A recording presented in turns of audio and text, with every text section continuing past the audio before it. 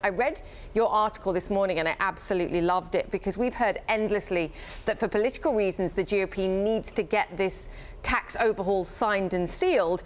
But you've looked at history and what people thought and believed once they did see a tax cut. And this is the middle class in particular. Actually, in some cases, they thought their taxes had risen. Talk us through the numbers.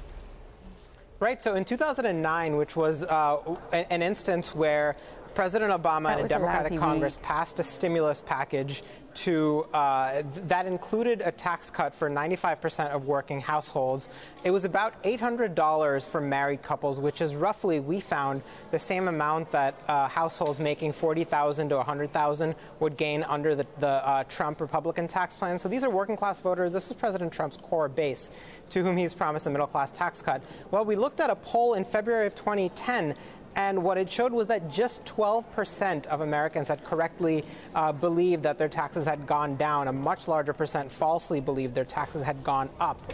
This is a historical precedent that now looms over Republicans as they try to get this through. This is probably going to be the major piece of legislation, perhaps the only one that they can campaign on in the 2018 elections. Are Americans going to notice? Sahil, people's perceptions of whether they're getting a tax increase or a cut aside, let's say Americans were perfectly rational and actually, saw exactly what was happening to their finances. What's the soonest that people would start seeing a benefit to their paychecks?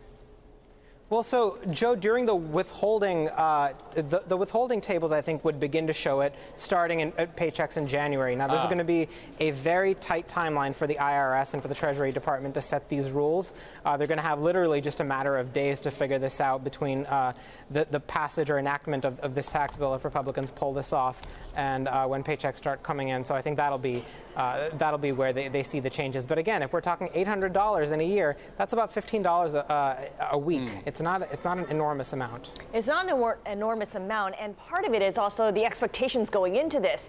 The public is not very excited about these tax cuts right now. There are different polls that show that support for tax legislation is not particularly high.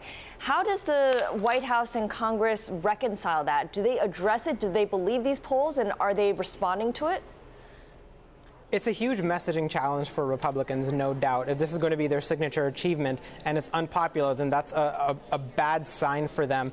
We got from two administration officials an argument that the polls are not necessarily reflecting the full package of what they're proposing. They note that the specific components of it, such as doubling the standard deduction, poll better than the package overall. But you're right, by about a 2-to-1 margin, Americans think their taxes are going to go up, not down.